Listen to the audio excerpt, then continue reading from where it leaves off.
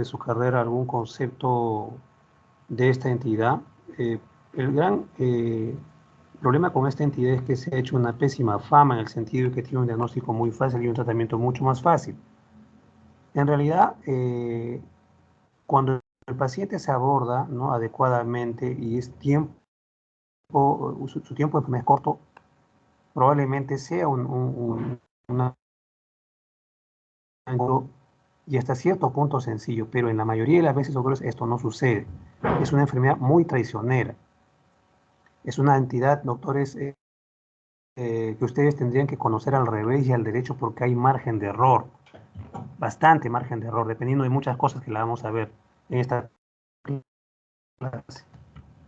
Entonces, por favor, máxima atención porque les digo, ¿no?, que esta entidad, que ustedes tienen que saberla, aunque no sean cirujanos porque son médicos, requiere, doctores, no solamente una atención máxima de ustedes, sino siempre una constante revisión, ¿no? Esta es una causa frecuente de dolor abdominal en la emergencia. De hecho, en nuestra especialidad es muy frecuente que nos convoquen, ¿no?, las otras especialidades por un dolor abdominal. Resulta que muchas veces este dolor abdominal corresponde a esta enfermedad, ¿no?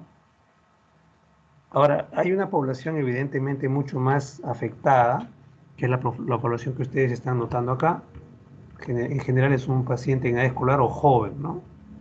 Es un poco frecuente en un anciano y es poco frecuente en un paciente recién nacido. Por lo menos un paciente, un neonato también es poco frecuente, muy poco frecuente, ¿no? Bueno, hay complicaciones mortales evidentemente, y si no lo son, hay complicaciones que al paciente le significan un pronóstico con problemas a considerar, probablemente quirúrgicos en el tiempo, y otras veces estas cosas ocurren o suceden para lamentablemente mal del paciente porque se prolonga una estancia hospitalaria, ¿no? Ahora, hay evidentemente un riesgo grande en este grupo, ¿no?, que está acá consignado, pediátricos, gestantes y ancianos, porque cada uno de estos pacientes tiene particularidades propias. En esta población, doctores, de aquí, la forma de presentación, la clínica es diferente. Escuchen, por favor, y recuérdense bien. No es igual esto que un paciente que no es pediátrico, ni gestante, ni anciano. No, acá es totalmente diferente. Ojo y cuidado con esto. Por favor, revisen bien qué características propias tiene esto. Mi alumno, el alumno que está rotando conmigo ahora. Sí, doctor. Buenas noches. Buenas noches. Usted mañana me dice, doctor, cuáles son estas características, por favor. Porque acá siempre hay problemas. ¿Están escuchando bien? Acá, en esta población, siempre hay problemas. ¿Ya? Además, evidentemente, no es igual un paciente que tiene un compromiso de estado inmunológico. No es igual para nada. Un diabético, un hipertenso, un desnutrido, un alcohólico, tienen un problema también frecuente de tener, o sea, tener más morbilidad, ¿no? Ahora, el apéndice cecal no es una estructura que nace, o mejor dicho, se forma apenas se formó el intestino, es una evaginación, ¿no? Esta evaginación ocurre en algún momento de la formación del intestino, ¿no? Esa evaginación es propia, una formación propia del ciego en realidad, y luego, hasta luego, casi antes del parto, por ahí, el apéndice cecal se parece mucho a un apéndice cecal del perro. Yo no sé si ustedes habrán tenido ocasión de ver alguna vez cómo es el apéndice del perro. Parece un divertículo, es una base muy ancha, ¿no? Y en consecuencia, la posibilidad por ese lado de que ocurra una apendicitis dentro del útero de un feto, no conozco que haya habido descripción al respecto, doctor, la verdad, hasta el momento actual, ¿no? Tiene algunas funciones interesantes el apéndice cecal. Antes se mencionaba que no servía para nada, ¿no? Es un rezago embriológico que no sirve para nada, más provoca problemas a un paciente. En realidad no lo es tanto así, doctores, porque fíjense cómo es el avance del conocimiento, ¿no? Siempre trae cosas interesantes. Por ejemplo, hay una función de defensa muy marcada a este nivel porque tiene cantidad de folículos linfoides. El apéndice cecal tiene gran cantidad de folículos linfoides, ¿no? Tiene más cantidad de folículos linfoides que cualquier otra parte del tracto gastrointestinal, miren ustedes. Al punto que antes le decían la amígdala intestinal, miren ustedes lo que eso significa, ¿no? 200 hasta en el adulto es una barbaridad para el tamaño corto y angosto que tiene el apéndice cecal. Bueno, luego el paciente, evidentemente, en el tiempo y en el avanzar de su edad, ¿no? Llega hasta atrofiarse prácticamente en los ancianos. Por eso también es poco frecuente, ¿no?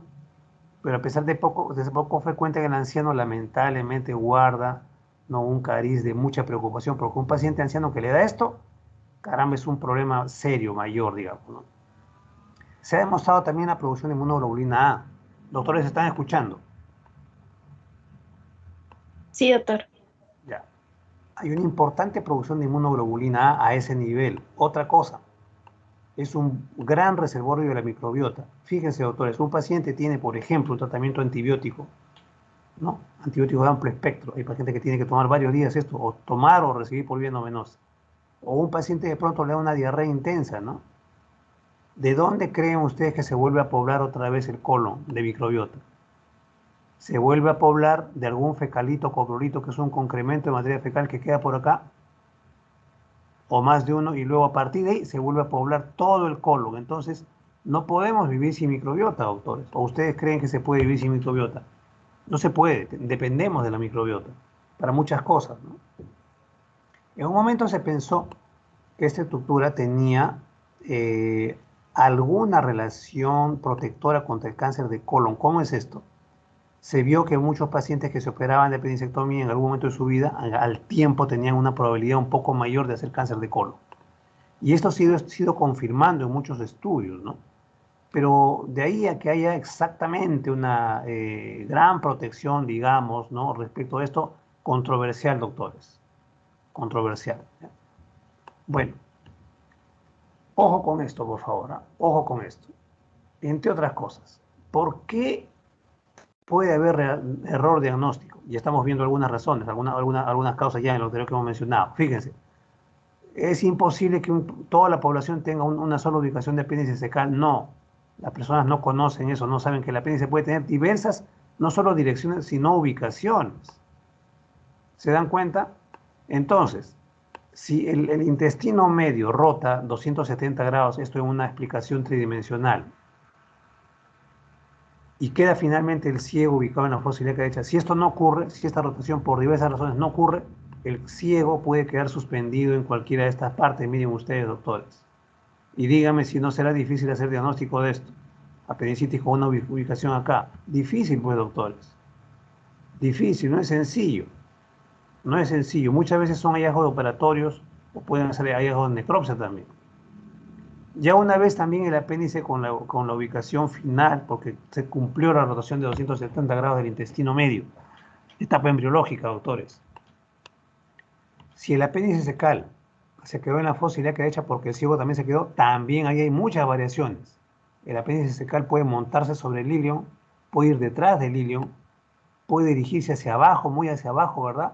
O puede estar detrás del colon ascendente y del ciego. Posición bastante peculiar y especial. Ahora les explico por qué. O si no, doctores, también el ciego puede quedar tan suspendido que un apéndice puede aparecer en la fosa pélvica, doctores, porque el ciego se quedó también por ahí. Miren. Entonces, ojo con esto, mucho cuidado. Esa es la posición retrocecal retrocolónica, que a más de un clínico le significa un terrible dolor de cabeza, doctores, porque incluso para muchos cirujanos, para médico general, el internista, el gastroenterólogo, etcétera, el geriatra, el ginecólogo, a veces nos olvidamos de esta posición, doctores, siendo que, de acuerdo a la literatura norteamericana, en esa población parece que es la posición más frecuente.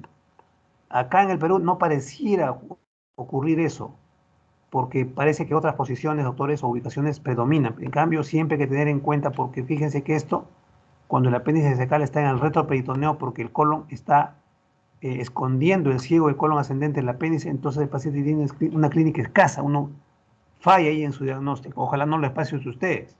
Y ojalá nunca se olviden que esta posición es excesivamente confusa, o sea, se presta mucho error. Al corte histológico, evidentemente, gran cantidad de folículos linfoides en la superficie, perdón, en la submucosa del apéndice secal. A ver, esta es una estructura tubular, ¿no es cierto? Parece un gusano, por eso la denominación de vermiforme. Y el rango de longitud puede ser largo, puede ser grande, 2 a 15 centímetros es un rango grande. O más, por ejemplo, el hospital tiene un récord en esto. Hace algunos años se operó un paciente con diagnóstico histopatológico confirmado de un apéndice secal que medía 35 centímetros. Miren, doctores, una barbaridad, ¿no? Bueno, esta estructura tiene todas las capas del intestino, ¿no es cierto? Todas, incluyendo glándulas, músculo liso. La irrigación es evidentemente dependiente de la arteria pendicular, que es rama de la arteria ileocólica, que a su vez es rama de la mesentérica superior. El sistema de drenaje venoso depende del sistema venoso portal, eso es tremendamente importante, doctores. Ojo con esto, vamos a ver por qué. Ya les mencioné que abundan los folículos linfoides y que las diferentes posiciones, ubicaciones de esta enfermedad, pues pueden determinar que la clínica sea diferente, doctores, en cada paciente, en cada caso. Esto también nunca lo olviden.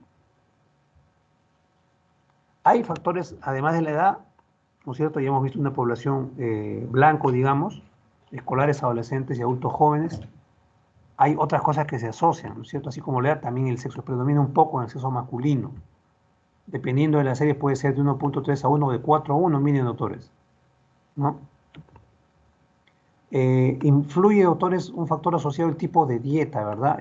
Probablemente ustedes, ¿no? Y mucha población que estudia a tiempo completo, ¿verdad? Con una gran dedicación, ¿no es cierto? Con mucho esfuerzo, etcétera, y la gente que trabaja igualmente puede y come donde sea, ¿no? O sea, donde lo agarra la hora, ¿no? Es raro que alguien lleve este, su lonchera, ¿verdad? Es raro, no es lo usual. La mayoría, y no creo que equivocarme, ustedes comen donde pueden, ¿cierto? Mucha de esta comida es occidental, o sea, poca fibra, nada de fibra, y eso está pésimo, doctores. El Perú que produce cantidad, doctores, de gran parte de lo que está acá, lamentablemente los peruanos no sabemos comer, doctores, no sabemos comer, nos gusta el carbohidrato, nos gusta la grasa, ¿no? Nos gusta la fritura, ¿no es cierto? Y no prestamos atención que este es un efecto acumulativo que determinadas dietas nos van a pasar la factura, doctores. Esta es una de las mejores dietas que existen en el mundo, una dieta denominada mediterránea. Mucho verde, amarillo, rojo, naranja, doctores, fíjense. Mucha verdura, fruta, ¿verdad? Pescado, claro, ciertamente, ¿verdad? No frito, porque el pescado frito evidentemente nunca va a ser igual que un sudado, nunca en la vida, ¿no? O un pescado cocinado al vapor, ¿no es cierto? Aceite de oliva, ¿no? Frutos secos, miren, doctores, vino, por supuesto, pero tinto, atención con esto. Esta es una de las mejores dietas que consumida diariamente, doctores, no solamente nos puede controlar algún estreñimiento, sino que además es muy saludable, incluso puede alejar algunos procesos clásicos de colon, de estómago, doctores. Miren ustedes la enorme valía de esto, ¿no? Ya se demostró, doctores, que esta enfermedad tiene un componente genético, doctores. Ojo con esto, si ustedes tienen un pariente directo cercano,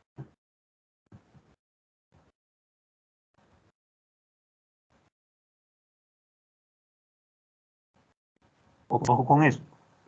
Entonces, si tengo un familiar, pues con eso, cuidado, ¿no?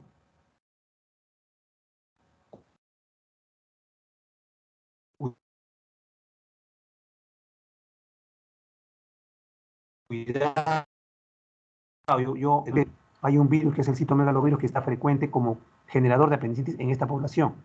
También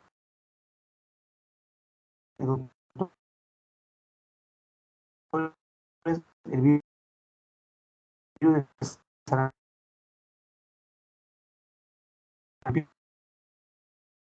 puede ocasionar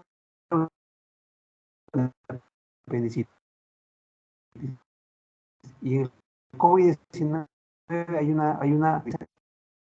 Bueno, esta enfermedad, doctores, atención con esto, es diagnóstico eminentemente clínico. Clínico, doctores. Las imágenes, los análisis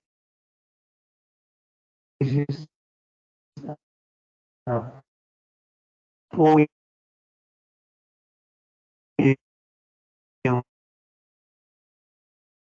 Doctor, un poco, ¿no? Pero la primera apreciación y lo relevante,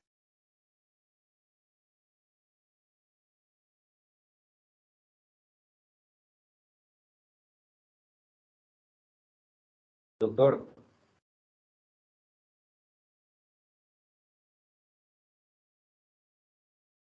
escuchando. doctor.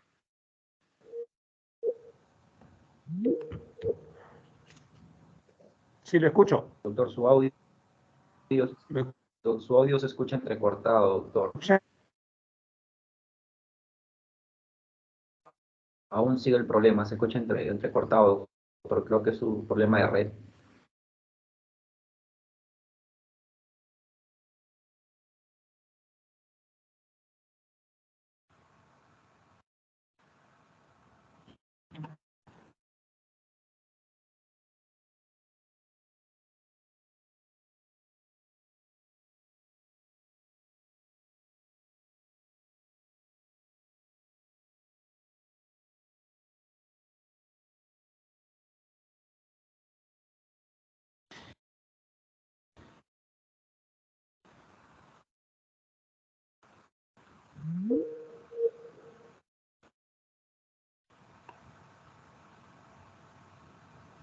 Doctores, ¿me escuchan?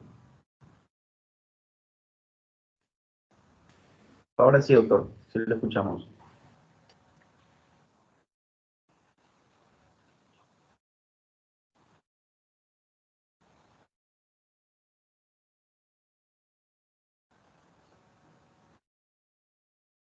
Respondan.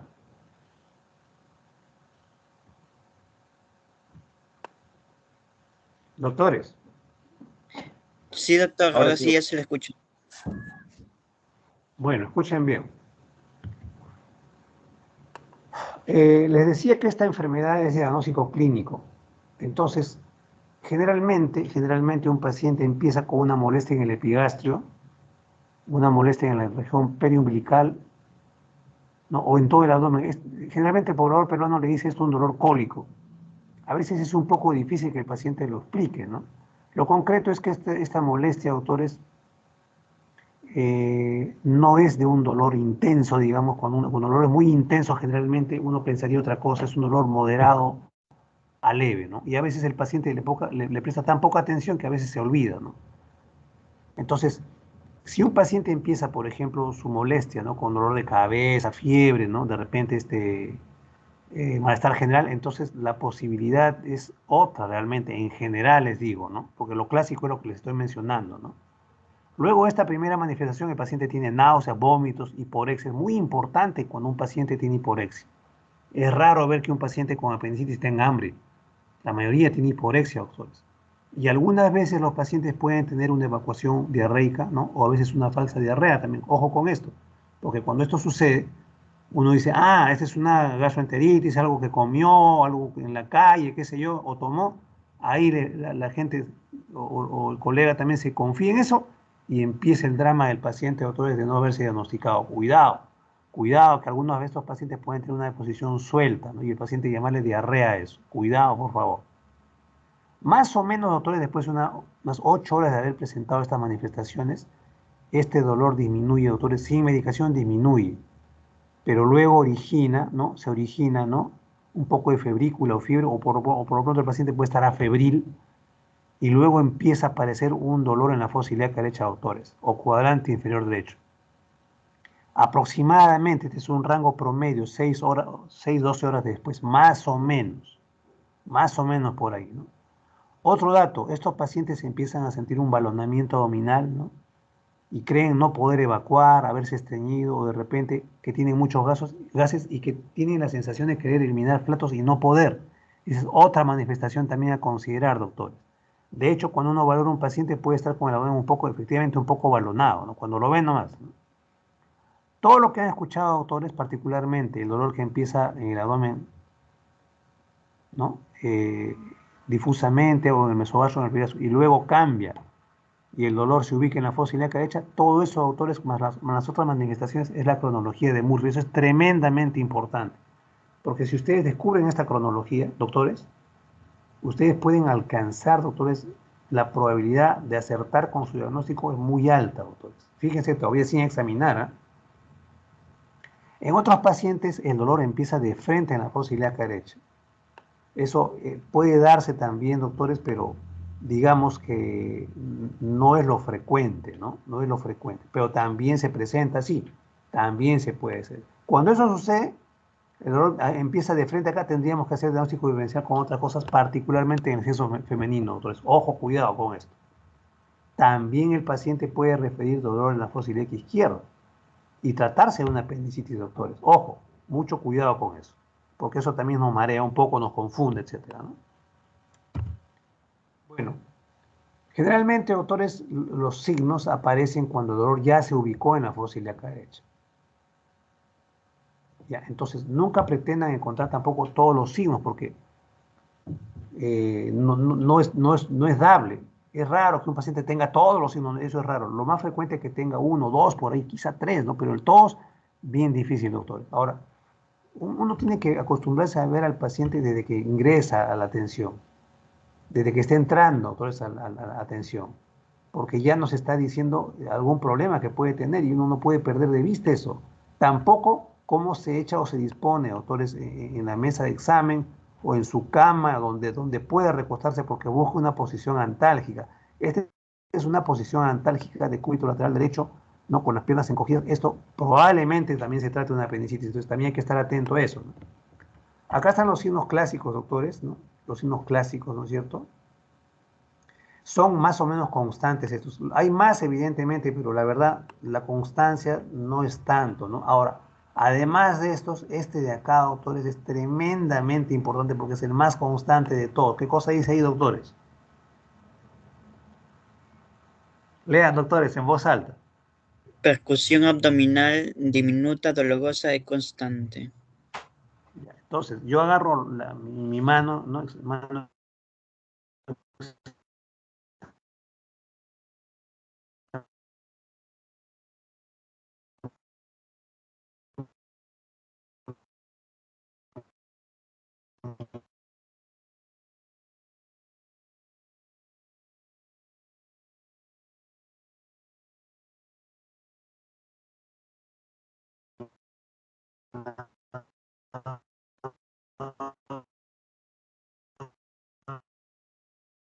junto mis cuatro dedos sin incluir Se le escucha entrecortado. el pulgar.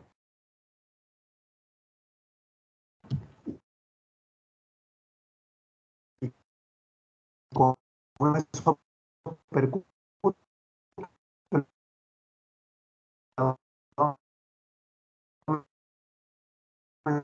mi paciente despacio y voy buscando la zona de mayor dolor, ¿no?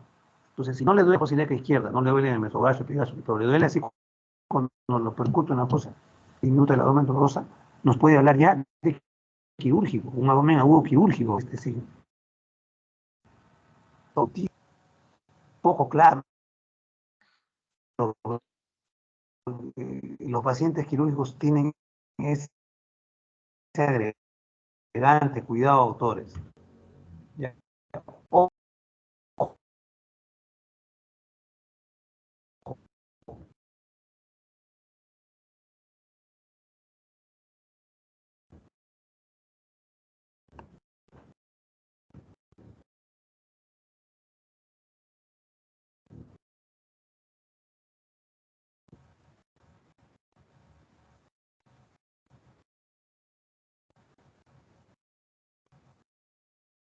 no,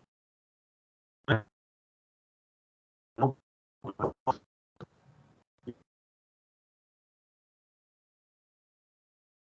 es decir, teniendo, ¿eh?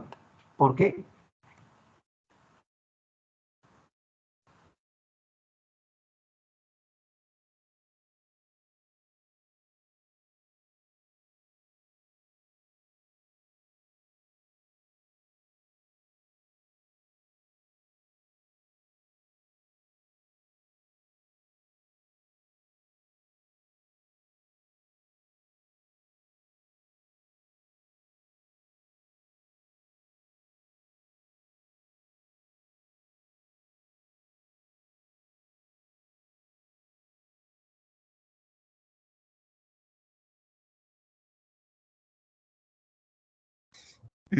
Doctor, ya no se le escucha.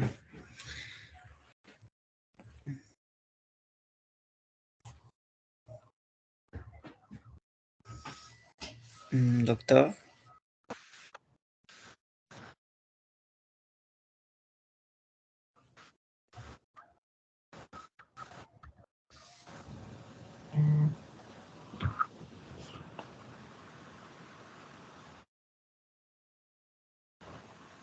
¿Me escuchan, doctores? Sí, ahora sí, ya volvió ya. Recién acabó. Doctor.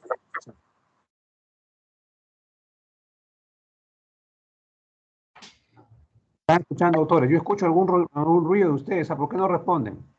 Sí, se le escucha entrecortado, doctor. Se le va un ratito y luego ahorita desaparece. Ahora está bien. Sí, ahora sí, ya volvió. Ya. Doctores, vean. La analítica, doctores, bueno, ayuda un poco, pero no determina, ¿no? Por ejemplo, no es raro que un paciente tenga desviación izquierda o leucocitosis, o por último su hemograma sea normal, ¿no? El examen de orina es importante pedirlo cuando hay duda, y en el sexo femenino siempre pedir examen de orina, doctores. El sexo femenino tiene frecuencia de infección urinaria mucho más grande que el varón, ¿no? Y el varón cuando tiene un dolor abdominal, ¿no?, más molestias urinarias, siempre tenemos que pedir examen de orina, doctores, particularmente sedimento, ¿no? Entonces, los norteamericanos que todo estudian han determinado, doctores, que, ojo con esto, eh, un paciente puede tener de repente más de 20 hematíes por campo, o perdón, más de 20 leucocitos por campo, o más de 10 hematíes por campo, y en ese caso, si es que esto es así, más eso pinta para un problema urinario. En cambio, cuando la cifra es menor de 20, atención con esto que puede ser 18, 16, 14, todo es patológico, o ser menor de 10, 8, 6, también patológico, cuidado, eso también puede corresponder a un paciente que tiene una apendicitis. ¿Por qué? Porque a veces el apéndice se recuesta sobre la vejiga, o a veces afecta el reto, y afectando el retroperitoneo, el proceso inflamatorio infeccioso supurativo se puede extender al uréter derecho y extendiéndose el uréter derecho puede, pero ojo, no corresponder a una infección urinaria, ojo con eso, ¿eh? Cuando las cifras, el problema urinario, pero ojo, cuidado que también puede coexistir una infección urinaria con una apendicitis, cuidado con eso, doctores. Mucho cuidado. Hay doctores que ustedes van a ver de manejo de apendicitis, porque me imagino que estarán ya revisando algunas guías de manejo, ¿no? Ustedes no van a encontrar en ninguna guía que se mencione la radiografía de abdomen simple. Pero ¿qué sucede? Eh, Nosotros, doctores, en nuestra realidad, ¿no?, tenemos que acudir a lo que podamos para poder batallar con eso y así acercarnos a un diagnóstico, doctores. Evidentemente que yo les pongo esto acá señalado exprofeso, ¿verdad? Sin discusiones que una radiografía de abdomen simple puede ser normal, aparentemente normal, y el paciente tener también su apendicitis. Ojo con eso, ¿no? Entonces, ¿cuáles son los signos clásicos de una apendicitis? La siguiente diapositiva vamos a ver en qué consisten las imágenes, pero acabo con esto. La radiografía de abdomen puede ser normal, por supuesto que sí. ¿Ya? Mire, acá a la derecha, ahí está. ¿Están viendo? Doctores, respondan. ¿Están viendo? Sí, doctor. Doctor, ¿usted Ya. nos escucha, doctor? ¿Cómo? ¿Usted nos escucha, doctor? ¿Qué dice? ¿Nos escucha usted, doctor? Doctor, ¿nos escucha? Yo le escucho, sí, le escucho bien. Doctor, lo que pasa es que hay momentos en los que se va el audio, no se debe ser por su señal y a veces se Ya, entrecorte. Y usted cuando nos pide retorno, le respondemos y creo que no nos escucha. ya, pero ahora los escucho muy bien. Sí, ahora también se le escucha Ya. bien, doctor. Entonces, les decía que esta imagen de acá, que es un coprolito radiopaco, ya en la fosa ilíaca derecha, en el contexto de un dolor abdominal, doctores, de diversa magnitud y grado, Esto es de un paciente que tiene una apendicitis. Fíjense que es una cosa muy grosera, ¿no? Ahora, este es otro caso de un paciente que tiene igualmente una apendicitis, pero acá hay una imagen muy interesante, doctores, que es un asa, ¿no? Que nos está señalando el problema. El problema está acá, nos está diciendo. Y esto corresponde al asa centinela. Un asa centinela es intestino delgado con aire o nivel hidroaéreo. Esto es patológico. Aire en el intestino delgado es patológico, doctores. En esta otra placa, este es otro paciente que tiene, fíjense que en esta radiografía se ve perfectamente bien el psoas izquierdo. Todo esto de acá es el músculo psoas. Se ve perfectamente bien, pero acá no ocurre lo mismo, está acá borroso, está difuminado. Este borramiento del psoas es otro signo indirecto, radiológico de apendicitis. Acá es una radiografía de abdomen simple, también de pie, ¿verdad? Y acá en esta radiografía se notan un montón de niveles hidroaéreos. Hay varios niveles hidroaéreos, desde acá hasta acá, en escalera prácticamente. Pero aquí hay un coprolito radiopaco, ahí está, ese puntito blanco, ¿eh? Otro paciente con apendicitis. Acá esto pareciera ser un cuadro netamente obstructivo, pero la causa de esto es igualmente una apendicitis, doctores. Y esta placa, ojalá nunca lo olviden, ¿no? Este es el diafragma del paciente, el diafragma derecho. Este es el diafragma izquierdo. Y debajo del diafragma derecho y entre el hígado y el diafragma hay esta imagen radiolúcida que es neumoperitoneo. Cuando un paciente tiene esto, en el contexto de una apendicitis, significa que hay una peritonitis severa. Tan severa que ha permitido que las bacterias metabolicen, doctores, lo que tienen que metabolizar y produzcan gas. Y ese gas es tanta cantidad que se ubica y forma este neumoperitoneo. No es porque tenga hueco el apéndice, no es esa la razón. Es esa supuración tremenda y severa que está ocurriendo en la cavidad peritoneal de este paciente. La ecografía abdominal, evidentemente, tiene el problema de ser operador dependiente. Ojo con eso. O sea, no tenemos que tampoco creer completamente al 100% porque no sabemos quién ha hecho la ecografía, particularmente cuando son particulares, ¿no? Valga la redundancia. Entonces, hay tanta interferencia, autores, hay tanto intrusismo, ¿no? Que aquí, la verdad, autores, no sabemos quién está haciendo la ecografía a un paciente. Ese es el problema, ¿no? Ahora, hay datos ecográficos indirectos, ¿no? De apendicitis, por ejemplo, un líquido libre en la fosa ilíaca derecha, ¿no? Que nos informe un ecografista así, o sea, nos está diciendo que hay una conexión, por supuesto que es de valía, porque en medio de un dolor abdominal no tendría por qué haber eso, es un dato ecográfico indirecto. Otro es que no funciona el intestino, que está paralizado, es un hilo ecográfico. En la fosa ilíaca derecha también lo puede detectar el ecografista. Las paredes del apéndice cecal, que deben de medir menos de 4 milímetros, sucede que en estos pacientes, si miden más de 4 milímetros, es un signo indirecto ecográfico también de apendicitis. Más de 4 milímetros al grosor de la pared, más de 4 milímetros al grosor de la pared. Otro, que el apéndice cecal no sea compresible, es decir, uno pone el transductor acá del ecógrafo y no se deja comprimir, el apéndice está totalmente rígido, otro dato indirecto, ¿no? Este es un signo interesante que es el signo de la diana o donut. Significa que cuando se hace un corte transversal ecográfico, uno ve como una donut, ¿no? O una diana, que son esos papeles para tiro al blanco, ahí se ve como varias capas concéntricas, ¿verdad? Este es otro dato indirecto, signo de la diana de apendicitis aguda. Incluso en este paciente hay líquido, esto negro es líquido, doctores. Fíjense. ¿Ve? Ahora, también el ecografista puede encontrar una masa en la fosa ilíaca derecha con ecos mixtos. ¿Qué significa esto? Líquido, ¿no es cierto? Y sólido. Sólido quizás, o un poco sólido cuando se trata de una grasa periapendicular que corresponde al meso muy edematizado, se ve así engrosado, ¿no? Y además, o sea, hay cambios evidentemente inflamatorios de la grasa, ¿no? Y a veces también se detecta un coprolito que incluso, como sucede con un cálculo, ¿verdad?, produce sombra acústica posterior. Acá hay un tremendo coprolito y acá otro coprolito con sombra acústica posterior también, ¿no? La tomografía tiene también una valía, ojo que la ecografía, la radiografía de abdomen simple, la tomografía no se piden en forma rutinaria, se piden cuando hay duda diagnóstica, allí nomás, porque si uno tiene la apreciación clínica, evidente, ya no necesita avanzar con más cosas, no es necesario. Entonces, pedimos cuando hay duda diagnóstica, cuando uno está pensando en otros problemas, ahí se pide una tomografía o ecografía o radiografía de abdomen simple, ¿no? En algo se parece a lo que ve un ecografista, ¿no? Solo que una tomografía hacer con contraste, evidentemente hay más detalle de cosas, ¿no? Por ejemplo, todo lo que está acá lo vamos a ver igualmente en lo siguiente, ¿no? Perdón.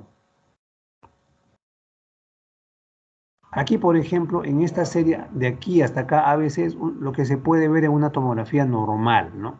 O sea, sin problema. Se ve perfectamente bien el ciego, el apéndice cecal sin ningún obstáculo de pared delgada y ciego también de paredes delgadas. Reconstruyendo la imagen se puede ver igualmente esto, ¿no? Ciego delgado, apéndice delgado, sin ningún obstáculo ni nada. Igualmente acá cuando el contraste ingresado al ciego, el apéndice cecal se llena del contraste y no tiene ningún problema. Todo esto es normal. Pero en cambio, esto de acá, doctores, es un paciente que tiene un apéndice tremendamente hinchado, fíjense, y no solo eso, sino bastante engrosado. ¿Se dan cuenta? Y no se nota una continuidad, digamos, desde la punta hacia el cielo, está interrumpido. Esto corresponde a una apendicitis aguda tomográficamente. Acá también, ¿ve? Un apéndice tremendamente hinchado, un diámetro mayor, más de 6 milímetros. Incluso se ve un apendicolito acá o coprolito, que son sinónimos en realidad. No, no hay duda acá que esto efectivamente se trata de una apendicitis, ¿no? Acá hay un signo de la diana o dona, miren ustedes, ¿no? Son como círculos concéntricos de un apéndice cecal engrosado, ¿no? Que evidentemente nos está hablando de un caso de apendicitis aguda. Y acá es otro dato indirecto, autores, que es el engrosamiento, ¿no?, de las paredes del ciego. Esto es anormal, completamente anormal, una causa frecuente, apendicitis aguda, pues. Este es un corte axial, ¿verdad? Acá, autores, igualmente, ¿no? Vemos un aumento de la densidad grasa, aumento de la densidad, ¿no es cierto?, grasa, y además signos de apendicitis, porque este el apéndice cecal acá totalmente hinchado, ¿no?, con un coprolito igualmente acá. En esta de acá, autores, en este es un corte axial igualmente, se nota una grasa bastante inflamada, grasa periapenicular bastante, autores, edematizada, y acá hay gas fuera de la luz del apéndice cecal, o sea, esto escapado. Acá sí por una supuración o porque realmente las bacterias están formando gas por producto de su metabolismo, ¿no? En esta otra imagen igualmente, doctores, fíjense que es un poco posterior porque estamos viendo ya la columna. Este es el riñón hígado. Acá está igualmente, fíjense, apéndice cecal engrosado y con un coprolito adentro, fíjense. Ahora, avanzando un poco más, en aquellos pacientes que tenemos duda diagnóstica, pero que reúnen algunos requisitos, ¿no? Si aún sigue la duda, podemos incluso avanzar hacia resonancia magnética nuclear, pero ojo con esto, no es rutinario. No es rutinario por costos, por accesibilidad, es un procedimiento que es caro, ¿no? Y usamos esto cuando, por ejemplo, no podemos irradiar a un paciente ni al bebé, en este caso una gestante, evidentemente. Tampoco podemos irradiar a un paciente pediátrico, o de repente es un paciente nefrópata o un paciente que tiene alergia a los yodados, no podemos usar contraste. Ahí, si es que se duda, podemos echar mano a una resonancia magnética nuclear. En este caso, fíjense que todo esto es el útero ocupado por un feto, y acá, detrás del útero, doctores, estamos viendo esta imagen de acá. Hay líquido libre y además señales de alta densidad en la fosa ilíaca derecha. Esta flecha negra está indicando eso, doctores, es una apendicitis, ¿no? Además, el diámetro apendicular también está totalmente incrementado, ¿no?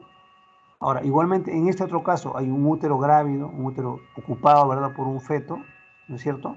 Y acá atrás, vemos, doctores, fíjense, un apéndice cecal tremendamente hinchado, edematizado, muy ancha, muy grande este diámetro, es una apendicitis también, fíjense, detrás del útero, ¿verdad? Por eso no es sencillo el diagnóstico de una apendicitis en una gestante, doctores. Ojo con eso. Bueno, el apéndice cecal enfermo pasa por varias etapas, ¿no? Por varias fases, ¿no? La primera fase es la denominada inflamatoria. El apéndice cecal se pone congestivo, aunque esta es una cirugía abierta, ¿no es cierto? Es muy ilustrativa. Estos vasos ingurgitados están marcándonos, nos están diciendo que efectivamente está enfermo este apéndice cecal, ¿no? Si contrastamos esta imagen con esta es un apéndice en una vista laparoscópica normal. No tiene nada, este apéndice cecal es pálido, ¿no? O rosadito máximo, sin nada de ingurgitación vascular superficial, no hay nada, que está normal en la apéndice secal. En cambio acá no. Acá está también para que vean ustedes que por el borde libre del meso apendicular, por ahí corre la arteria apendicular. De ahí recién salen las ramas para la irrigación del apéndice secal, ¿no? En esta otra etapa, avanzando el proceso inflamatorio, es otro caso de cirugía abierta. Aquí, por ejemplo, este es el ciego, y aquí se nota igualmente un apéndice secal muy hinchado, con bastante ingurgitación macular, pero además hay esta zona negra, verdinegra, que es una zona de necrosis, doctores. Ya está complicado, ¿no? Cuando un paciente tiene necrosados apéndices, ya está complicado. Ya las bacterias están entrando en la cavidad, aún sin hueco, aún sin perforación.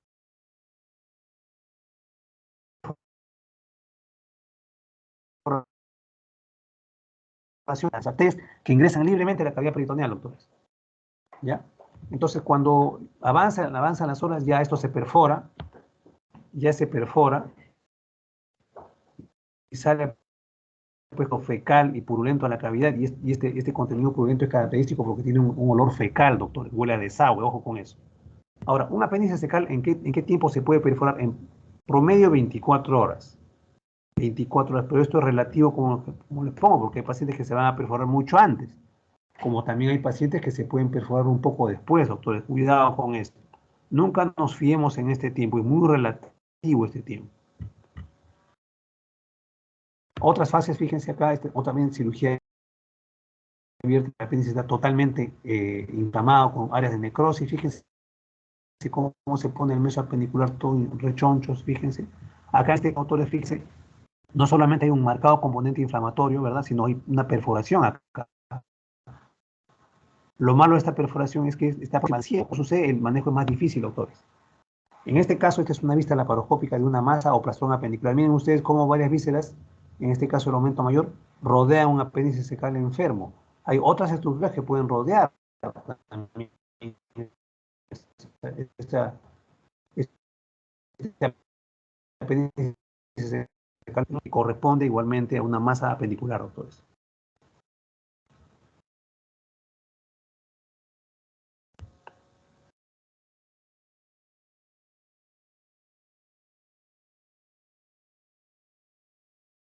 Bueno, hay más de 40 causas de diagnóstico diferencial. Hay más de 40 causas.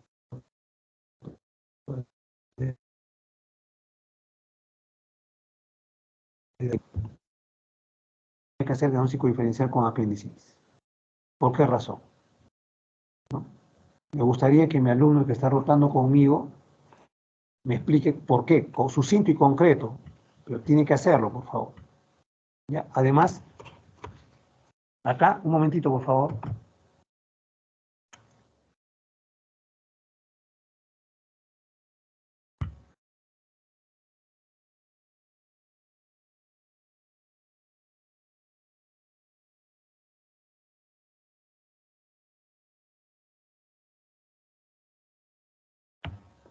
Ya, autores.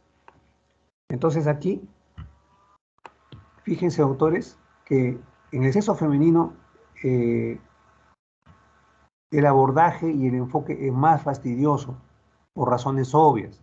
Sus órganos sexuales internos, ¿verdad? Hacen que uno piense en cualquiera de estas condiciones de acá.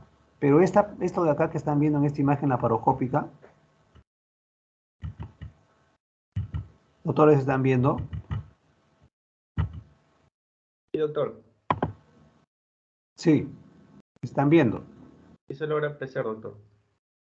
¿Cómo? Sí se logra apreciar también su puntero. Está viendo acá. Sí, doctor. Ya. Fíjense que esta es una imagen laparoscópica de esta condición que cada vez hay más en el Perú y está cobrando una importancia grande, que es la endometriosis. Yo no sé si ustedes conocen esto, pero sucede que en el sexo femenino y en la reproductiva pueden aparecer implantes de endometrio en la cavidad pélvica, doctores, o en todo el abdomen, o incluso fuera de él, miren, ¿eh? Es endometrio. Y este endometrio en algún momento sangra, por eso la paciente en este caso puede tener una especie de sufusión hemorrágica que origina dolor y se puede confundir con apendicitis, doctores. Acá también hay implantes endometriósicos, miren, doctores. Esos puntitos rojitos son endometrio, doctores. Fíjense, ¿no? Aparte que evidentemente la infección urinaria, los quistes de ovario, la enfermedad pélvica inflamatoria que es muy frecuente, ¿no? Todo esto, doctores, hay que descartarlo en un escenario de un dolor abdominal en la fosa ilíaca derecha.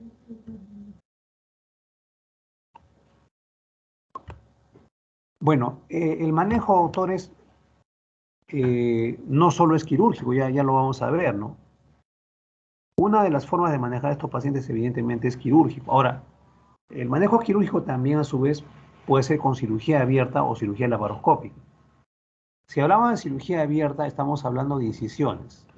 Una incisión clásica es esta de acá, que es la incisión transversa infraumbilical derecha, que es la incisión de Rocky Davis, que es muy empleada, la incisión de Rocky Davis. Otra incisión bastante empleada es la incisión de McBurney, que es una incisión oblicuo-lateral derecha infraumbilical, ¿no?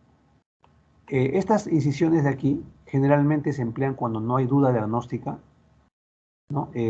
No es un pecado tener duda diagnóstica, ojo con eso. El abdomen es una estructura del cuerpo que tiene muchas posibilidades diagnósticas, doctores. Ya lo van a ver si es que no lo están viendo ya, ¿no? Por lo tanto, cuando la cosa está clara, ¿no? O de repente cuando un paciente tiene un plastrón o masa pendicular, se puede operar con cualquiera de estas dos incisiones. En cambio, cuando un paciente tiene duda diagnóstica, estamos hablando de cirugía abierta, ojo, o de repente el paciente tiene un compromiso peritoneal ya mayor, ¿verdad? Por la clínica que hemos determinado, ¿no es cierto? Entonces, es preferible una incisión vertical. En este caso es una incisión mediana infraumbilical. ¿Por qué importante? Porque esta incisión, doctores, nos permite no solo hacer ya un diagnóstico evidentemente explorando el abdomen, ¿no? Sino que ante la presencia de una posibilidad de infección o supuración más grande, uno puede incluso extender la incisión y hacer un tratamiento mejor, porque a veces hay que lavar la cavidad peritoneal, doctores. Entonces, esa es la valía de esta incisión, ¿ya? El problema está lógicamente que cada vez las poblaciones demandan, ¿no?, más abordaje laparoscópico, ¿no? Sin embargo, vamos a ver que hay pacientes en los cuales no conviene esto por diversas razones, o de repente no califican por un manejo laparoscópico, sino con cirugía abierta, ¿no? Bueno, en cambio, cuando hablamos de cirugía laparoscópica, bueno, esta se puede hacer, doctores, para apendicitis no perforada, pero también para apendicitis perforada, o con eso, o complicada, ¿no? O necrosada. Cuando abordamos un paciente no perforado y lo determinamos que es así o no complicado en el manejo laparoscópico, esto es equivalente para el paciente con cirugía abierta, no se necesita empleo de drenajes y los antibióticos solamente se dan en forma profiláctica, es decir, 24 48 horas y punto, se acabó, más nada, no requieren, doctores. En cambio, cuando un paciente tiene una apendicitis complicada, necrosado y adelante, ¿no? Entonces sí, muchas veces dejamos drenajes, doctores, y además antibióticos, esquemas de antibióticos, generalmente usamos antibiótico-terapia mixta, tanto para anaerobios y gram negativos y varios días, dependiendo de la magnitud y severidad del problema, ¿no? Aquí, por ejemplo, esto lo hemos visto en la clase pasada, es la manera en que se puede abordar por cirugía laparoscópica una apendicitis. La óptica va por el ombligo y esto los toca desde acá, uno es suprapúbico y el otro en la fosa ilíaca izquierda. Por acá opera el cirujano, ¿no? Aquí el ayudante está llevando la cámara. Está ayudando la cámara y llevando la cámara. Y estas son algunas visiones que se pueden tener en algunos casos que podemos mencionar. Por ejemplo, acá es evidente que se trata de una apendicitis, no hay duda acá. No existe duda para nada, ¿no? Esto está inicial, el mejor momento para operar es este, doctores, porque el apéndice no está complicado. O sea, no hay una apendicitis complicada. Esto no debería pasar a mayores. O sea, se saca con seguridad esto y el paciente tendría que ir bien, evidentemente, ¿no? Acá, por ejemplo, hay un componente inflamatorio mayor, ¿verdad? Hay más congestión, ¿no es cierto? Y la idea es que el cirujano retire el apéndice cecal de la punta, dirigiéndose hasta la base del apéndice cecal, hasta el ciego. En ese orden. Algunas veces hacemos a la inversa, ¿no? En este caso, por ejemplo, este es un componente de compromiso inflamatorio infeccioso mayor, porque ya hay necrosis, doctores. Ya hay necrosis acá, esto está necrosado, ¿no es cierto?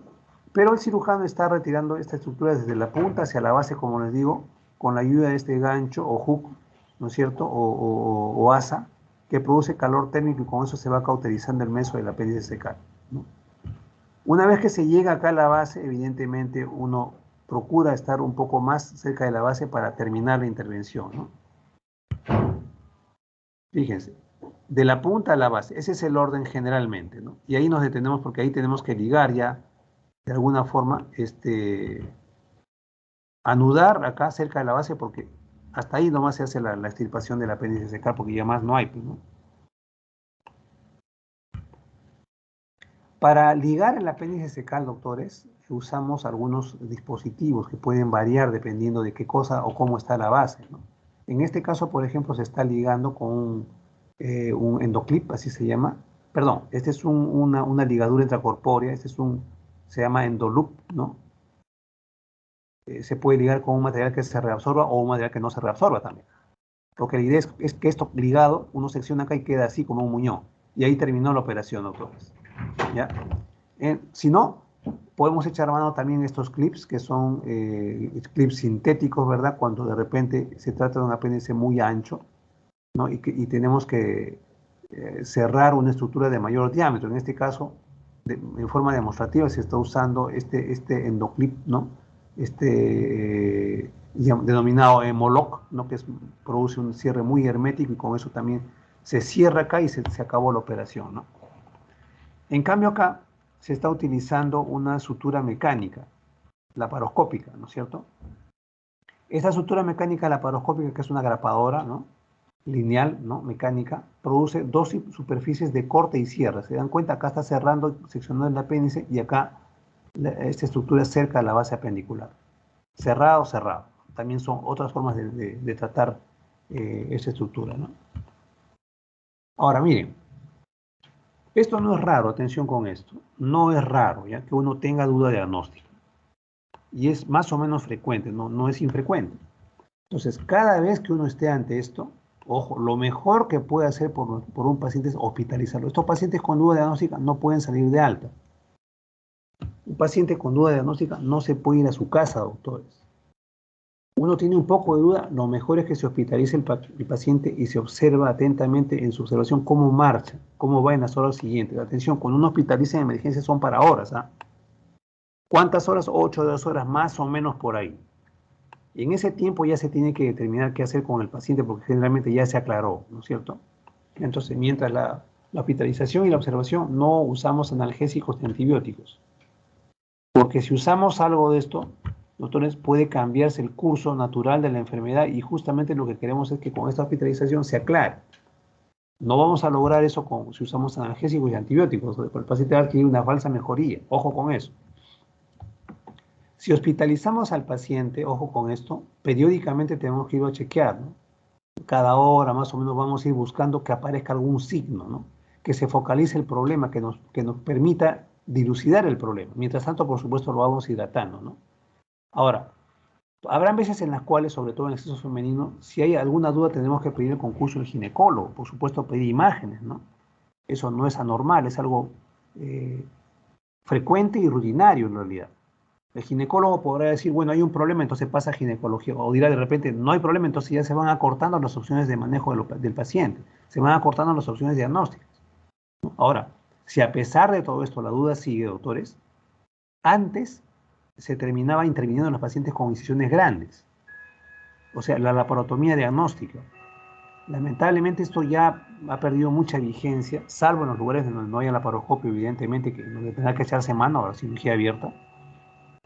Y es que la laparoscopía diagnóstica ha adquirido un protagonismo muy grande, doctores, porque simplemente el paciente se anestesia, se le introduce una cámara de video por el ombligo, previo neumoperitoneo, y uno explora el abdomen. Si el paciente, ¿no? Se demuestra que tiene una apendicitis, entonces se puede continuar el proceso por vía laparoscópica para hacer apendicectomía. O si no, tendríamos que pasar a una cirugía abierta porque está meditando la condición del paciente. El diagnóstico de repente es otra cosa. Es una peritonitis de repente de otra cosa, ¿no es cierto? Entonces, en ese instante uno decide o continúa con cirugía laparoscópica o pasa a cirugía abierta. Eso se llama, doctores, conversión. Eso tampoco es un demérito ni un defecto, no, al contrario, son formas complementarias de manejar a un paciente. ¿Todo para qué? Para evitar regalarle una incisión grande a un paciente, ciertamente, ¿no? Porque muchas veces será que introducimos el laparoscopio y no encontramos razón de dolor, doctores. También eso es algo más o menos frecuente, ¿no? Ahora, también podría ser que nosotros descubramos, ¿no?, que el paciente tiene un problema ginecológico. En ese rato se convoca al ginecólogo y eso es algo que también se hace con frecuencia. O al revés, el ginecólogo de repente arranca con un procedimiento laparoscópico y nos llama porque el hallazgo ya no está en su mano, sino en el mano del cirujano. Ahora, doctores, dependiendo, ¿no es cierto?, de dónde nos encontremos y si hay o no disponibilidad de equipos laparoscópicos, es que se puede hacer una u otra cosa, ¿no? Como repito, si no hay disponibilidad de eso, entonces la cirugía abierta, doctores, tiene que hacerse sí o sí, ¿no? Salvo que un paciente sea referido, ¿no? Pero evidentemente eso ya está a criterio de la evaluación del equipo de guardia, evidentemente, ¿no? Ahora, hablamos algo de masa apendicular, se acordarán, que es sinónimo de plastrón apendicular. ¿Qué cosa es eso? ¿Ustedes notan algo acá en esa estructura, doctores, que están viendo? ¿Notan acá? ¿Pueden diferenciar algo acá, doctores?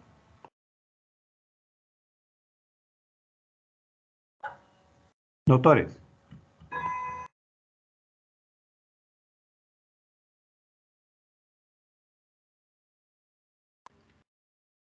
Sí, doctor, sí lo escuchamos.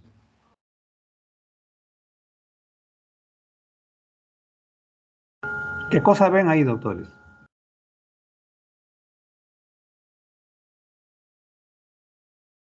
Como doctor, una aglomeración, parece que el apéndice ha adoptado como una forma esférica.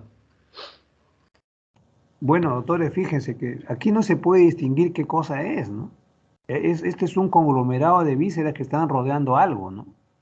Si nosotros nos ponemos a escarbar esto, menciono este término en realidad sin ser escarbar, es disecar realmente, ¿no? Despacito, en un momento va a empezar a salir pus. Ya hay fibrina, ya hay abundante congestión, ¿verdad? Esto está todo rojo y un proceso inflamatorio supurativo, ¿no? Esto es un plastrón apendicular, doctores, o masa apendicular. Las vísceras están rodeando una estructura inflamatoria severa, o a veces perforada y con pus, ¿no? Todo eso es una masa o plastrón apendicular, ¿no? Estos pacientes tienen días, doctores, de enfermedad. ¿Ya? Estos casos se ven cuando el paciente tiene varios días. A veces se palpa en el examen clínico, a veces no, ¿no? Entonces, hay algunas formas de manejo. ¿Ya? Una de las formas de manejo es el manejo médico. ¿Qué significa esto? Que no vamos a operar al paciente. Lo vamos a diagnosticar evidentemente con imágenes y clínica, ¿no? Pero no lo vamos a operar. Si vamos a operar, perdón, si vamos a manejar a este paciente médicamente, ya, o sea, sin operación, tenemos que sustentar este manejo en guías de manejo, evidentemente, ¿no?, que nuestro hospital debería tener para ese fin. Entonces, el paciente se hospitaliza, ojo con eso. Nunca un plastrón se maneja ambulatoriamente. Nunca un serumista, ojo con esto, debería manejar un plastrón apendicular a su cuenta y riesgo, porque no se sabe en qué momento esto estalla, doctores. Esto estalla, es bien peligroso, no se metan, no sean avesados. Entonces, diagnostican esto o sospechan, inmediatamente lo refieren a donde corresponde. No carga nunca con algo así. ¿Ya? Entonces, repito, el paciente se hospitaliza y le vamos a dar tratamiento antibiótico enérgico por vía endovenosa. Tiene que ser un buen esquema, doctores. Y varios días, ¿ya? Y vamos a ir controlando al paciente con imágenes de acuerdo a cómo vaya. Vamos a ir viendo cómo marcha esta zona con ecografía o tomografía, por fines prácticos, ¿no? Y más barato y menos invasivo, menos tóxico, la ecografía, evidentemente, pero tendrá que ser pues un buen aparato con un buen ecografista, ciertamente, ¿no? Eventualmente podríamos echar mano a una tomografía, pero no pues seguido, porque las tomografías tampoco se irradian demasiado a un paciente tan seguido, no. Por eso con la clínica y la ecografía bastaría, ¿no? Si la evolución es buena, ojo que estos pacientes requieren varios días de manejo, estamos hablando 8, 10, 15 días más o menos, ¿no? Si la evolución es buena, entonces el paciente continúa así hasta que sale de alta, se le indique el alta. ¿Ya? Entonces, y ojo con esto también, si en esos días que vienen, doctores, ojo con esto, notamos que el paciente empieza a deteriorarse, ojo con esto, entonces el paciente se opera. ¿Tienen claro esto?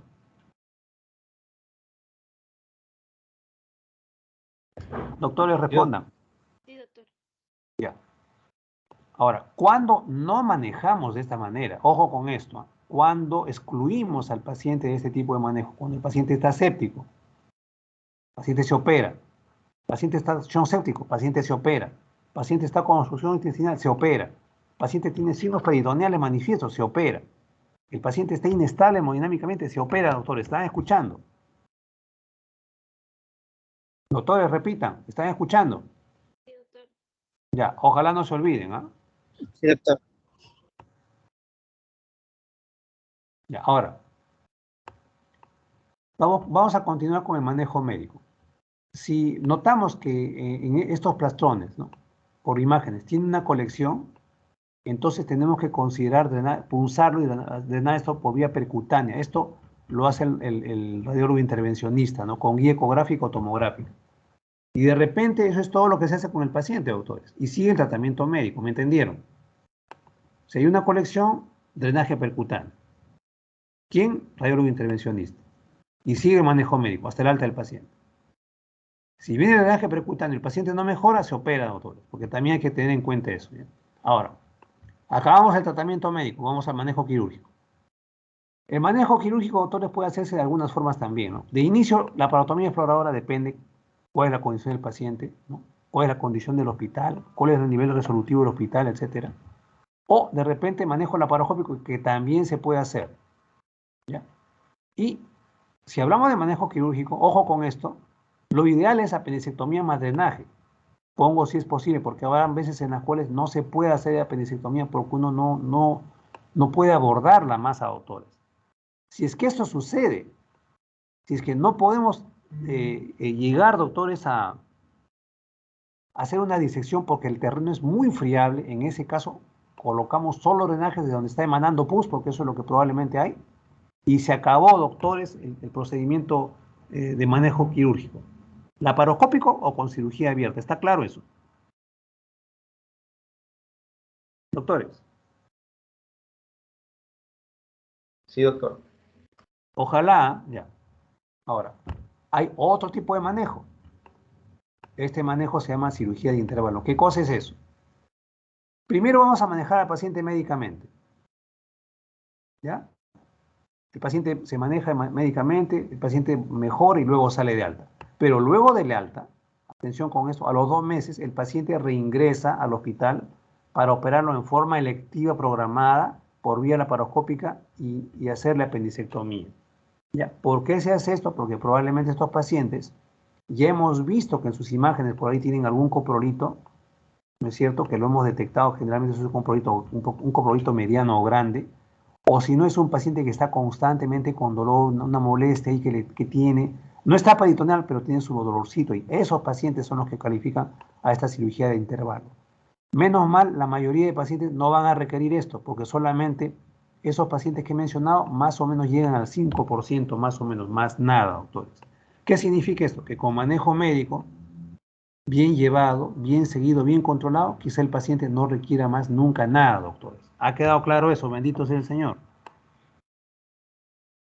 Doctores, ¿ha quedado claro eso? Sí, doctor. Sí, doctor. ¿Ya?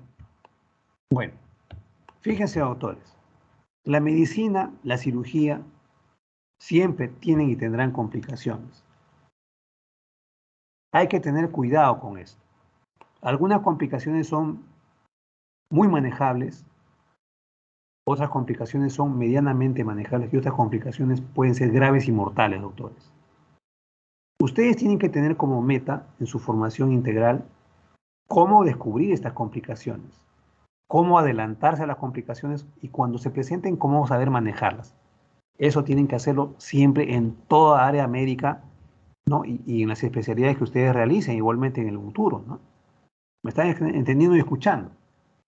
Entonces, acá tienen ustedes una secuencia de complicaciones. Miren ustedes cuántas son, ¿no? La infección del hilo operatorio es una complicación frecuente, ¿no? Es rara o es poco frecuente, digamos, en cirugía laparoscópica, más frecuente en cirugía abierta. Fíjense, las heridas operatorias, doctores, o ISO, infección del sitio operatorio, hay que buscarlas, doctores, porque ustedes pueden tener una herida perfecta, linda, de foto, ¿no? una herida, una cicatriz modelo, ¿verdad? Preciosa, pero está llenecita de pus. Entonces, por amor, bendito sea el Señor, por amor de Dios, busquen, doctores, estas colecciones en sus heridas. Por lo tanto, toquen las heridas, doctores. Cuarto, quinto día, ya uno debe estar tocando la herida buscando colecciones. No se olviden, ¿ah? Estas colecciones pueden ser pus, puede ser seroma o hematoma. Todo eso tiene que drenarse, doctores. Nunca se puede quedar ahí, ¿ya? Otra complicación, mucha relación con la infección de herida, es la evisceración. El paciente se puede eviscerar, doctores, ¿ya? También se llama dehiscencia de planos aguda, ¿no? O dehiscencia aguda de planos. El paciente se le han salido las vísceras a través de la herida.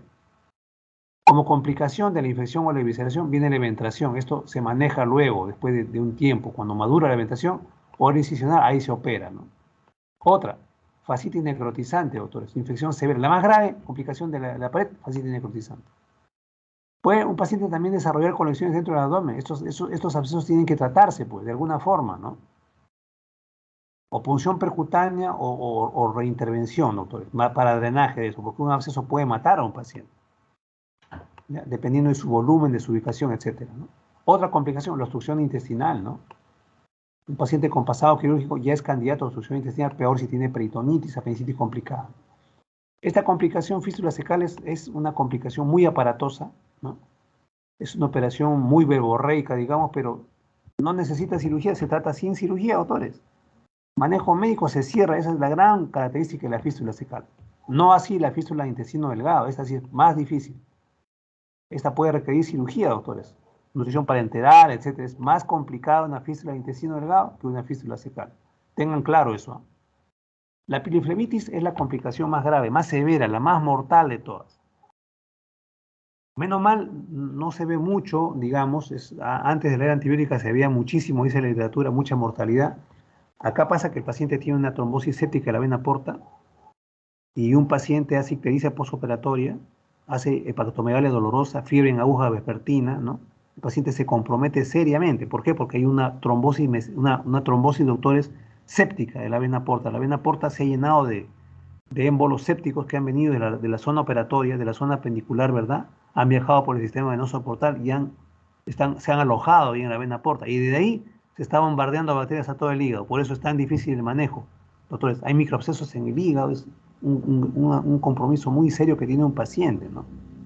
Bueno, otra complicación es la apendicitis del muñón apendicular. Es decir, un paciente se opera, se va a su casa y al mes, 2 meses regresa otra vez por apendicitis. ¿Qué ha pasado? Se ha quedado un muñón largo, doctores.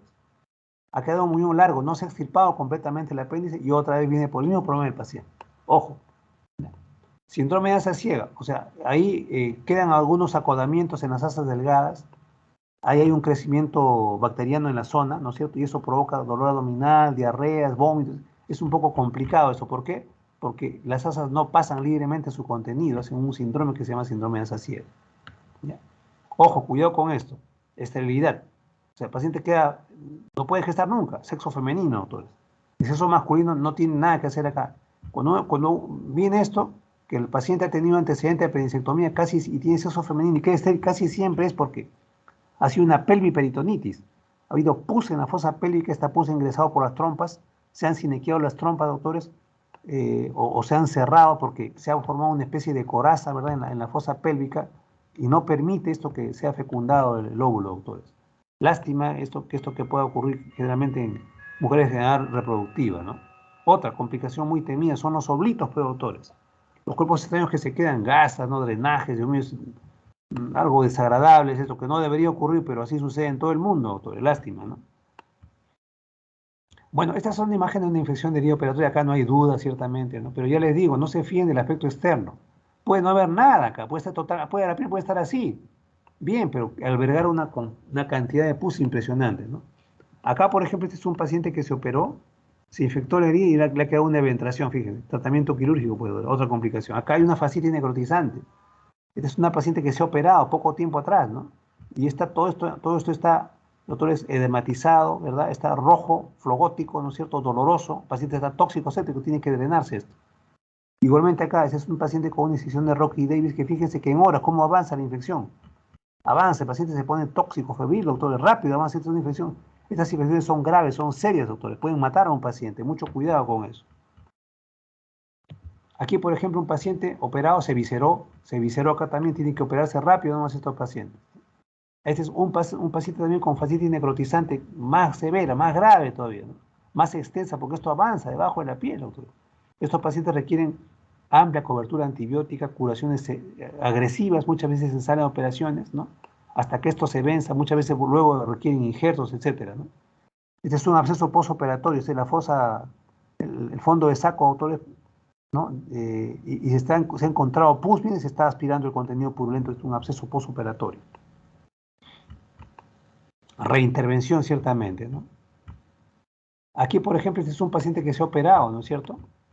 Pero ¿qué pasa? Que está eliminando contenido fecal a través de sus drenajes, una fístula fecal. Pero ya saben que el manejo es médico, simplemente. A pesar de lo aparatoso, esto cierra, doctores, con manejo médico, nada más. Acá, por ejemplo, se han quedado gasas, doctores, fíjense. Hay un tremendo componente peritoneal, estas son gasas delgadas, ¿no? Con abundante fibrina, miren, cantidad, natas de fibrina, miren, y se ha quedado una gasa. Acá también se está retirando una gasa por vía laparoscópica ahora mismo. Se ha quedado esto otro, o sea, no se ha contado bien, se ha quedado. O sea, para que vean que en cirugía abierta, como en laparoscópica, puede pasar una cosa así también. ¿Ya? Más frecuente acá, menos frecuente acá, ciertamente, ¿no? Estas dos imágenes son para que tampoco olviden, doctores, esta posición retrocecal retrocolónica del apéndice cecal, miren, doctores. La vez pasada operamos un paciente, doctores, venezolano, 15 días con un absceso purulento, toda la cavidad pus, pero acá sobre todo. Terrible, doctores. Menos mal el paciente ha ido bien, ¿no? Entonces, muy engañosas estas posiciones. Acá se confunde el médico, el cirujano se confunde también, el clínico. Cuidado. Doctores, esto es lo que está pasando durante la pandemia. Miren ustedes, este es un caso muy eleccionador de un paciente obeso. Fíjense que este es un paciente obeso, acá esto es su tomografía obeso, es un componente pulmonar bilateral clásico de COVID. Entonces, este paciente estando mal, muy mal, ¿no? En el curso de su evolución hace esto. Fíjense, ahora en esta tomografía donde se ve esta masa, esta es una masa, fíjense, doctores. Este es un plastrón apendicular. Entonces, este paciente tiene acá en este corte axial, perdón, este corte coronal, en el corte axial se nota la masa igualmente, es un paciente obeso, fíjense. Entonces, por su condición de gravedad, ¿no? Este paciente, con su masa, no se operó, manejo médico exclusivo, ¿ah? Miren, ¿ah? A los 8 o 10 días, miren esto que está viendo acá, cómo se convierte en esto. ¿Ustedes ven la diferencia? Es el mismo nivel de corte, ¿ah? Acá está la masa, acá casi ya no hay masa. Pues fíjense, una respuesta espectacular, manejo médico exclusivo. Miren, doctores. Fíjense. Bueno, vamos a ver un par de videos, doctores, si es que no hay ninguna pregunta hasta ahora.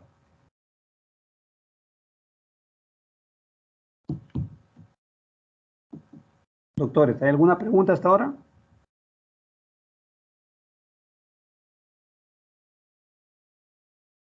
Doctores, ¿hay alguna pregunta hasta ahora?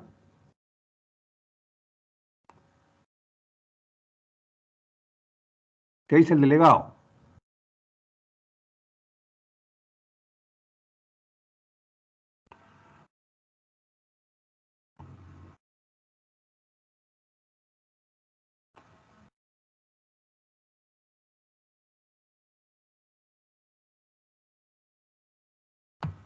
Delegado,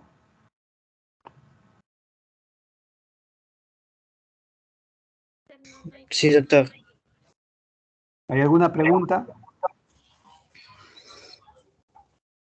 Mm, Doctor, mencionaba que el dolor generalmente cuando inicia de forma brusca en un adulto, después de las 6 horas, estas van ¿cómo se llama? A migrar, ¿cierto? Generalmente son 24 a 48 horas esto y siempre van a ser 6 horas porque a veces en algunos pacientes creo que no hay esta característica. O sea, su pregunta es si migra siempre el dolor. Exacto. Migra en una población grande, doctores, de pacientes. En otros pacientes el dolor empieza de frente en la fosa ilíaca derecha. También se puede ver así. Mi alumno, el doctor Ortega, Doctor, la intervención quirúrgica con respecto a la posición del apendicitis, porque nos había mencionado que había varias presentaciones, ¿es la misma? El abordaje, El abordaje quirúrgico, sí, doctor. sí, con cirugía abierta o laparoscópica. Con cirugía abierta uno puede extender la incisión también dependiendo del hallazgo, ¿no? A veces una incisión queda corta, entonces tiene que extender la incisión. Y así puede uno extirpar un apéndice secal, porque a veces uno hace una incisión que es muy corta, si es que está haciendo cirugía abierta, evidentemente, y se nota, y nota durante la intervención que le va a quedar el espacio chico para hacer la apendicectomía, ¿no? Entonces, en ese caso, uno no duda en ampliar la incisión, doctor. Ahora, cuando pasa esto en la cirugía laparoscópica, a veces uno tiene que crear otro puerto. O sea, si empieza clásicamente la cirugía con 3 puertos, tendría que usar un cuarto o hasta un quinto puerto a veces para ayudarse con contracción, separación, etcétera, ¿no? También se puede hacer así, doctor. Otra pregunta. Bueno, este es un paciente de 16 años, ¿verdad? Que está 3 días enfermo. Tiene leucocitosis, tiene un PCR alto, fíjense ustedes, ¿no? Y ecográficamente tiene una apendicitis, o sea, tiene todo redondo, ¿no? Vamos a ver acá el video.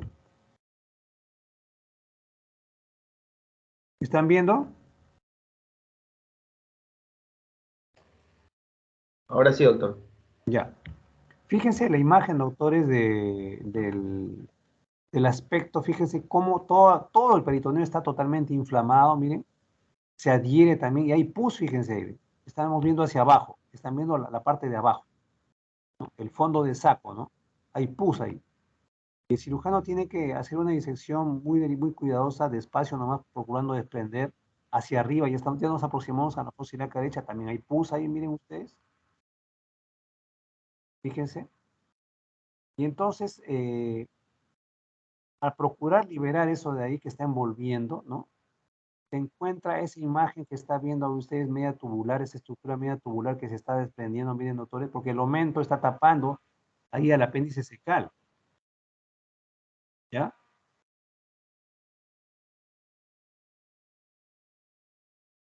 Entonces, fíjense cómo con esa disección denominada Roma no se está cortando nada, se está disecando, aparece el apéndice secal. Y este apéndice secal tiene una perforación, doctores. Esta es una perforación, doctores. Este es un hueco. Y está saliendo pus por ahí. Este es el apéndice secal.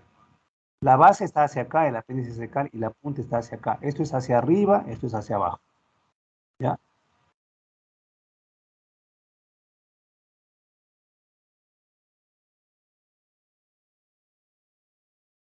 Entonces, continúa la separación, fíjense, despacio, ¿no? Está sujeto ahí el apéndice secal, ¿no? Y luego se va a procurar hacer la exéresis o extirpación del apéndice secal de la punta a la base. De la punta a la base. Este es el mesoapendicular. ¿Ya? Esto de acá es el mesoapendicular. Entonces, acá fíjense, empleando, esta es una tijera laparoscópica, una tijera de Metzenbaum. Se puede adaptar también cauterio y se puede cortar y coagular, cortar cauterizar, ¿verdad? Y se está haciendo así, está aproximando cada vez más a la base del apéndice secal, donde termina esta disección. Ahí termina la disección. ¿Cuál es el problema con este paciente? Que tiene una perforación muy baja, es decir, está muy próxima a la base, prácticamente está casi en el ciego la perforación. Es más fastidioso manejar estos pacientes. Con cauterio se libera poco a poco el meso.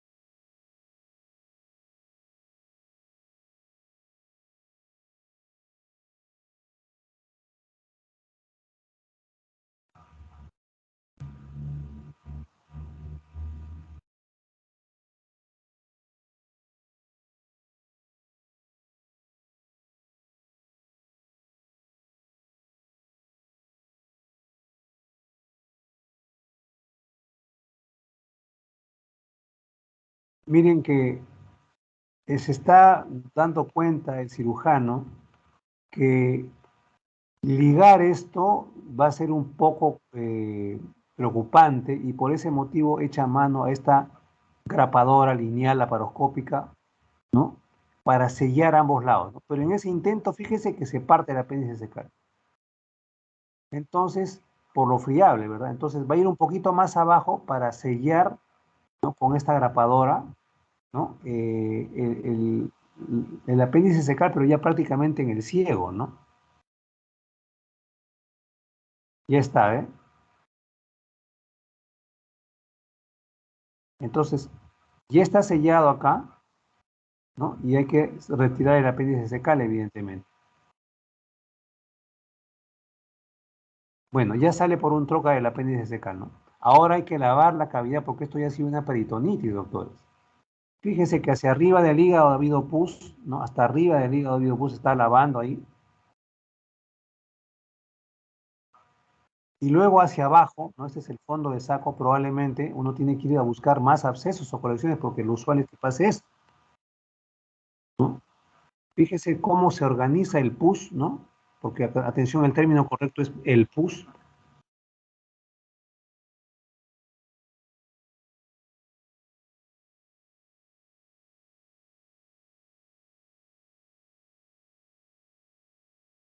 Pus, fíjense, autores.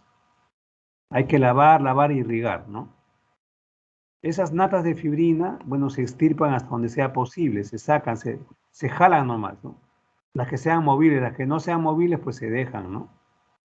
No es tan problemático en realidad estas natas de fibrina, ¿no?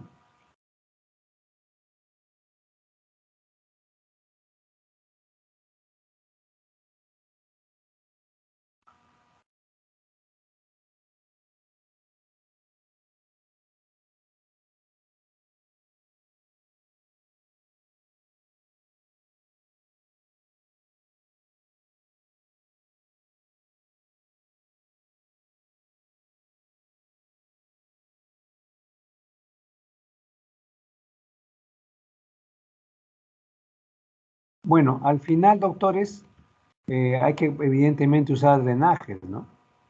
Y acá se va a colocar un drenaje, fíjense, en el fondo del saco porque es una zona de declive. Este es un drenaje de Jackson Pratt, fíjense que es un drenaje blando con varios orificios para que permitan la salida del pus, ¿no? Bien, este es el último video, doctores, que es corto igualmente, con lo cual vamos a acabar la clase. Este es otro paciente distinto, ¿no? Este es un paciente de 28 años que tiene una masa, un plastrón apendicular de 10 días de evolución, miren. Entonces, acá evidentemente el manejo es diferente, ¿no? Fíjense, esta es la información que se tiene de este paciente, ¿no? Con ecografía, PCR y leucocitosis, ¿verdad?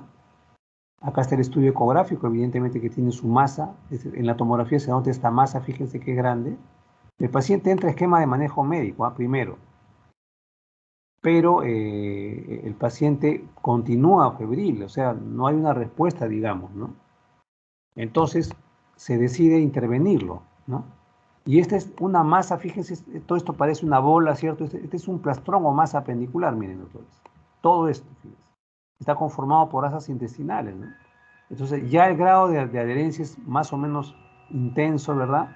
El cirujano procura buscar alguna zona de eh, eh, abordaje para drenar o hacer probablemente una perisectomía, pero acuérdense que esta es una masa ya muy organizada, ¿no? No encuentra un camino así, digamos, sencillo, ¿no?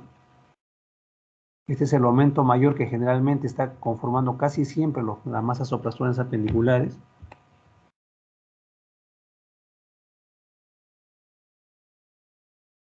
Asa delgada acá, aumento mayor, fíjense.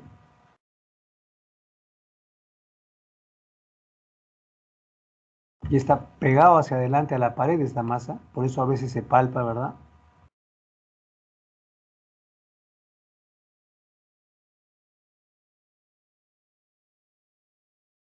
Ahí se logra desprender con un poco de dificultad esto y empieza a salir contenido purulento, fíjense. Empieza a eliminarse contenido purulento de esta masa.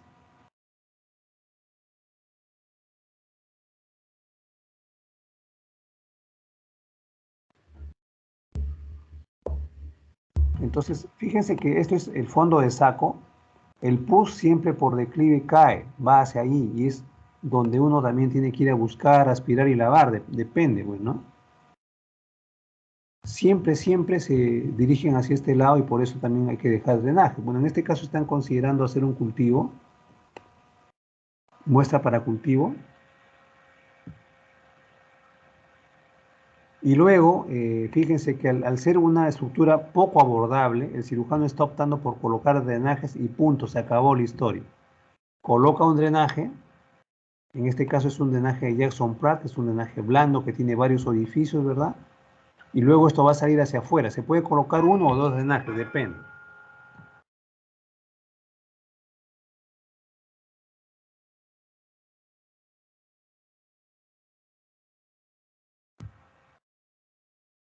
Miren ustedes que ahí se va a colocar evidentemente hacia abajo, en el fondo de saco, ¿no?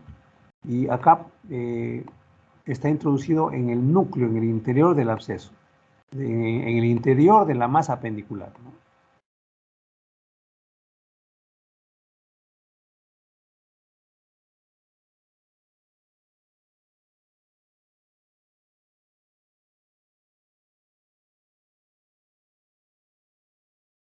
Bueno, este drenaje, doctores, menos mal en este caso, mejoró mucho el paciente, mejoró considerablemente el paciente y bueno, la evolución fue buena, menos mal, ¿no? Bien, doctores, no sé si habrá alguna pregunta para concluir la clase.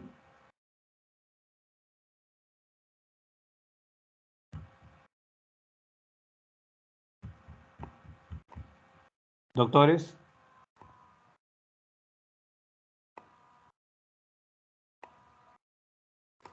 Doctor, ¿y ese plastrón a la palpación se puede sentir, doctor? A veces sí y a veces no, como la canción, ¿ya? A veces no se toca porque está muy, muy sumergido, muy escondido y a veces, doctores, se trata de un paciente con un abdomen muy prominente, ¿no? Entonces, en esos casos no se logra identificar clínicamente habiendo, ojo con eso. Sí. Bueno, entonces, si no hay preguntas, doctores, les agradezco la atención y será hasta otro momento. El día jueves es el seminario, ¿cierto? Delegado. Sí, sí, así es, doctor. Es el día jueves. Ya. De todos modos, con mi alumno confirmamos la hora, ¿ya? Días antes o de Doctor, repente el día anterior. Ya, doctor, está doctor, bien. Sí, una pregunta. Usted que en una de sus diapositivas había mencionado que el tratamiento de absceso por eh, pacientes eh, con plastrón era drenaje percutáneo más antibiótico terapia. En ese caso, sí. ¿por qué optaron por la cirugía laparoscópica, doctor? Porque el paciente empezó a desmejorar. Y eso se los dije también. Si uno nota eso, es mejor ya tratar con cirugía de alguna forma al paciente, porque probablemente no se va a revertir el manejo, doctor. O sea, no vamos a conseguir que el paciente revierta a mejoría, ¿no? Y eso se nota no solamente en la curva febril, sino en el examen clínico, ¿no? Un paciente de pronto empieza a tener más dolor o un poco de reacción peritoneal, ya eso está hablando de otra cosa, ¿no? Por eso un paciente jamás se debe manejar ambulatoriamente. Es preferible, doctor, mil veces que el paciente esté hospitalizado.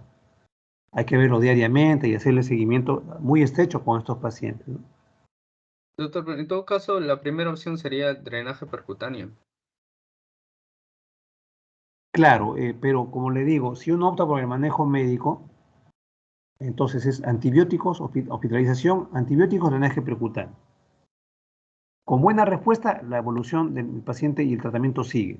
Si no hay respuesta adecuada o se deteriora el paciente a pesar del drenaje, entonces cirugía, doctor. Entonces, a este paciente también es probable que ya se le hizo en primera instancia drenaje percutáneo. También, pero para eso es preferible que el paciente esté con buena cobertura antibiótica previa, doctor. Es Usted también mejor. mencionó sobre que en primera instancia el manejo es antibiótico terapia, pero ¿a partir de cuánto tiempo estaríamos indicando de que no está haciendo efecto el antibiótico terapia? Es decir, ¿a cuándo pasaríamos a un manejo quirúrgico? Es criterio clínico, doctor. el criterio clínico, cómo va la curva febril, cómo está la condición en general del paciente, cómo es su clínica al examen del abdomen, ¿no? Cómo están sus laboratorios, ¿no? Cómo cuenta la cuenta leucocitaria, etcétera, ¿no? Todo eso hace un todo. Cada uno de esos detalles hace un todo, doctor, y se determina lo mejor en ese caso para cada caso, ¿no? Sí. Ya, doctor. Gracias. Bien, doctores, si no hay otra pregunta, duda, inquietud, ya nos estamos comunicando para la actividad del seminario entonces. Está bien, doctor. Buenas noches entonces, buenas noches con todos.